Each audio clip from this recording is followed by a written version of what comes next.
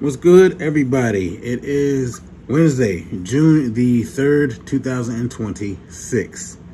This is a new month, so the fact that it is a new month, we have a new progress video. Before we get into the current progress that we have, just wanted to explain about how things have gone over the last several days since last Thursday, ending my fast on the 28th. So May 28th was the last day of the fast. I broke it, and immediately afterwards I felt, I don't know, normal. I felt better, but I felt normal. Nothing out of the ordinary. Nothing to really be surprised or do backflips over. Nothing like that. I got through the weekend just fine. I mentioned a few videos ago that I was going to invest into a stationary bike. I since did purchase said stationary bike. Last Saturday the 30th it arrived, and I've been using it almost every single day since it has arrived, and I absolutely love it. I'll explain a little bit more about that a little bit later on. For right now, let us get into some more of the nitty gritty here. So, update. Here we are. A new month of June. So let's get our progress reports going. First things first, what everybody is here for. What is my current weight? Now, before we get into the weight, I do have an announcement. I was able to finally get another reading on the scale. So, let us see what it says. It's ready.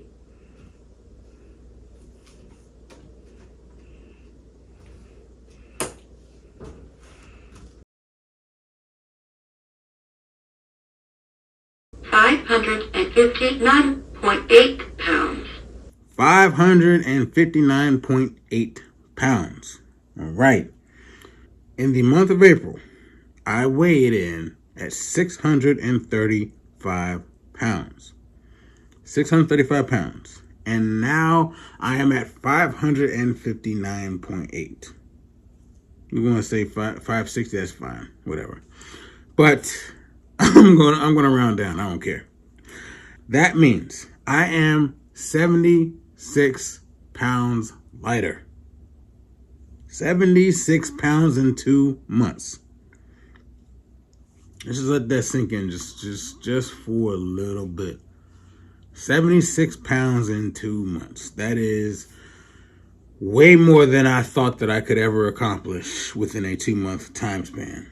I have seen it done on television shows and things of that nature, but I didn't think that I was capable of doing such. But in seeing stuff like that on TV and how people of my size are able to accomplish such feats, it makes sense, because the bigger you are, the easier it is to lose weight in the beginning. It just starts to slow down as time progresses. And as long as you don't let that slowing down process kind of make you irritated about anything, and you're just able to continue the program and just keep things moving, then you have nothing to worry about. But 76 pounds in 2 months, I'm still going to dwell on that for a little bit. I don't know. That's just mind-blowing to me. For those who don't know, I gave myself an ultimatum earlier this year, way earlier this year, like January, where I said to myself, I have to lose 100 pounds this year. Otherwise, I'm pretty much going to give up and just let nature take its course, hopefully sooner rather than later. If you know what I mean by when I say that. I can't say it directly because this is YouTube and I'll get flagged and all that, but you guys can kind of read between the lines of what I say when I say that. I was ready to just throw in a towel and just, hopefully try to speed the process up as fast as possible if I'm not able to lose 100 pounds by the end of this year. That being said, I'm more than 3/4 of the way to my goal. Not to say that once I reach my goal, I'm going to stop. No, it doesn't stop when I get to 100 pounds lost. No, I got another 300 pounds to go before I really get to the goal weight that I'm trying to be at for the remainder of my life, pretty much. Well, yeah, I am very excited to see what is going to happen in the coming weeks. I'm locked in. I'm ready to roll, and I just can't wait. It's just, yeah, I can't wait. Going back to the desk bike that I purchased, it arrived on Saturday. I immediately assembled it, and I jumped on it for about 30 minutes, and I loved it.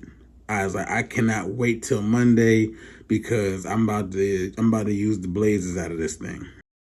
I knew that I was going to be busy on Sunday because I had a little gig festival that I had to play at, and I was going to be up and about, moving around a lot, and I didn't want to put too much stress on my legs as it is because I knew the type of day that I was going to have come Sunday. After the festival was over, my legs were completely shot. They were not ready for that shock. However, I did not need that. At the same time, I did. I needed that shock to my body, to my legs, to let them know it's time to wake up. We got to get some things going here. We got to build our muscles up. We got to get stronger so we can hold this for longer periods of time. So I'm looking forward to more festivals and activities that I have to be up and about as I'm moving around to kind of help me build that strength in my legs back up. And well, what's going to help me get my legs back is using my stationary bike. It's low impact, it's pretty heavy resistance, and it's afterwards my legs feel like noodles. After the festival was over, I got home finally. I couldn't wait to just be able to collapse onto the couch and pass out and try to recover as much as possible for Monday morning. Monday morning comes. I'm fasted. I hadn't eaten since I gotten home the night before, around 6 p.m. But I jumped on the bike for about an hour. I didn't want to do too much initially on the first day of me kind of trying some things out, testing the waters here. But I cranked the resistance all the way up to the top because I wanted to simulate as much as possible as me trying to pedal my entire body with a bicycle. So cranked the tension all the way up to max, and I pedaled for an hour. After my hour was done, I tried getting up about maybe 10, 15 minutes later. My legs were al dente. I could stand up, but I felt it in my legs when I tried to walk around. Later on that day, I took the bike and put it on top of the desk, and I used my hands to crank the bike, and I did that for another hour. After that workout was done, I put the bike away and ate, and then kind of went about my day and just went to sleep and rested. Tuesday, I wake up. This time I do an hour and a half on the bike. And afterwards, I did my wall push-ups, followed by my free weights. And then after I was done my free weights, about 10, 20 minutes later, then I did the hands version of the bike again. I did that for about an hour. And then after that, I really felt that in my upper body, especially after doing my exercises off the wall and off the free weights. So that was an experience. Now, today, Wednesday, I recorded my progress off the bike for both the stationary bike as well as the hand cranks. And so here's what my results are. I did 93 minutes of biking for 19 and a half miles, burning a total of about 716 and a half calories. Now, afterwards, I did do my wall push-ups again and my free weights again. And then I did the hand bike again. And now those results are, I did 18 miles. I burned 663 and a half calories. And I pedaled for about 70 minutes and 44 seconds. Now, what I'll do is I will kind of set goals for myself because I initially want to do an hour. and then see where I'm at. I look at my results and I see where they are, and I kind of make little goals for myself. So after I get to the hour, that's the main goal. Then I'll look and I'll see that I did like 15 or 16 miles, and I'll say I want to do 17 miles. So then I get to my 17 miles.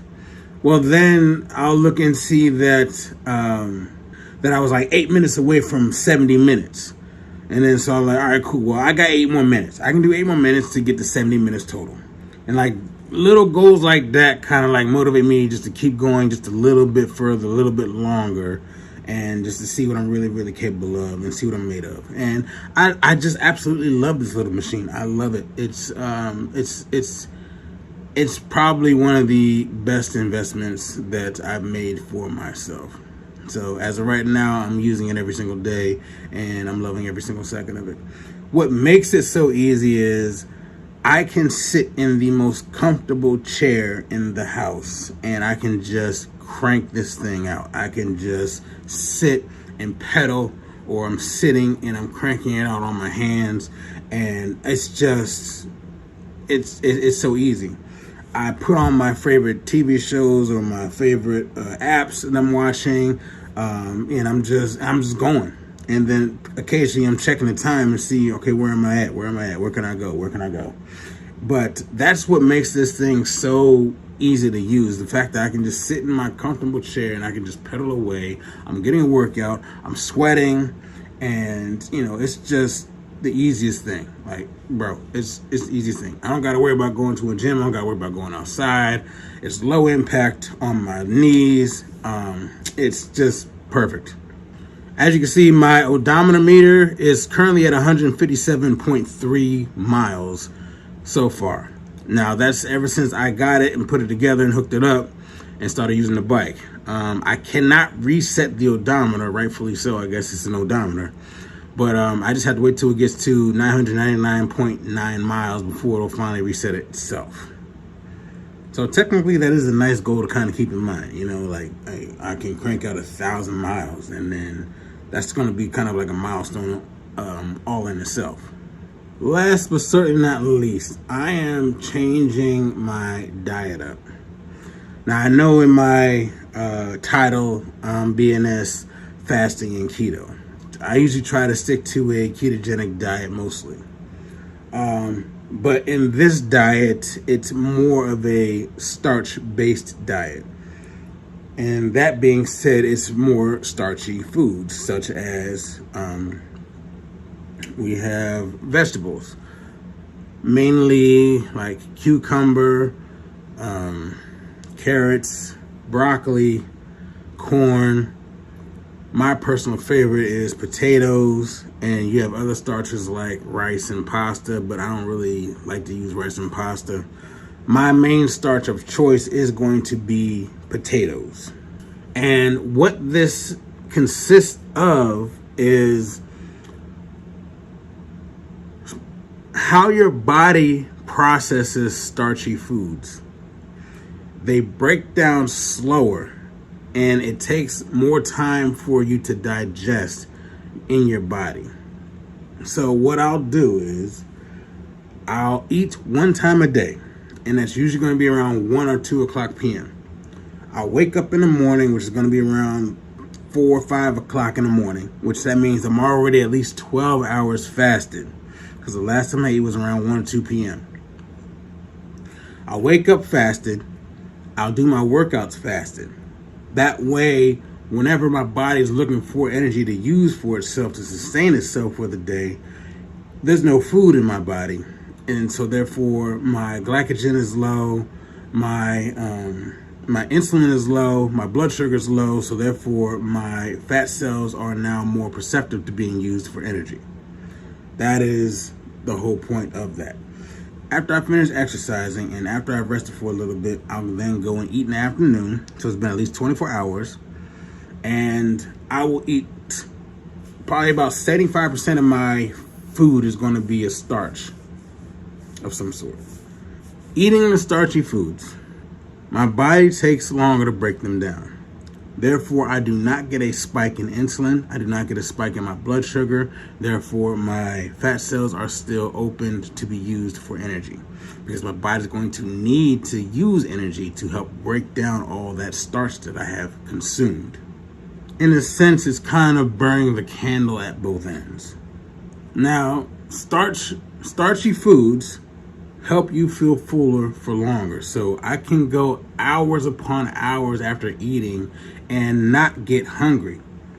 Essentially, that's what starches do for you. The icing on the cake with starches is they are higher volume and lower in calories. I can eat up to 2 pounds of potatoes a day. For 2 pounds of potatoes, 719 calories. That's insane. So I don't know about you, but it is pretty rough to try to consume 2 pounds of potatoes. So I'm going to show you what my meal looks like for today. So what I'll do is I will buy 3 pounds of ground turkey, and I will make 12 4-ounce patties as a meal prep. And I will probably eat about 2 of these per day. So as you see on my plate, it's 8 ounces of ground turkey. I have 4 large whole eggs with half a cup of cottage cheese. I have here on my plate, this is not 2 pounds, this is about a pound and like maybe a quarter or a third. It's about 569 grams of russet potatoes. I cubed them up and I boiled them. I threw in 2 tablespoons of butter and some seasonings. And on top, I have 6 tablespoons of sour cream. And I crumbled up 2 bacon strips over the eggs and the potatoes. Seasonings that I use to flavor. I use onion and garlic powder, turmeric, cayenne, and black pepper. And at this point in time, apple cider vinegar is my best friend, and I put this on and in everything that I eat. I have all the macros on the screen for you to see right now. As you can see, I am well below 2,000 calories for the day. My basal metabolic rate for somebody of my size is around 3,500 calories. So as you can see, I am well below that threshold to maintain that weight. Now, for somebody who's smaller, getting close to 2,000 calories is probably more close to what they need to maintain the weight. But me, I am in a severe caloric deficit, eating under 2,000 calories a day. All in all, I'm very excited to see what this new diet is going to bring. Once again, it's just something that I'm trying. I'm just experimenting with myself, finding out what really works and what really doesn't. I don't know about you, but I really like to feel full. And if that means that I have to eat high volume foods that is going to be more higher in carbohydrates, but in the end result, I'm still going to be in a caloric deficit at the end of the day, then that's something that I'm willing to try. And that's something everybody should be willing to try. Don't let, he said, she said, mess with your own self. Just know that you have options. And you don't have to follow one direction or another direction. Follow your own path and find out what really works for you, and you do that. I rambled enough though.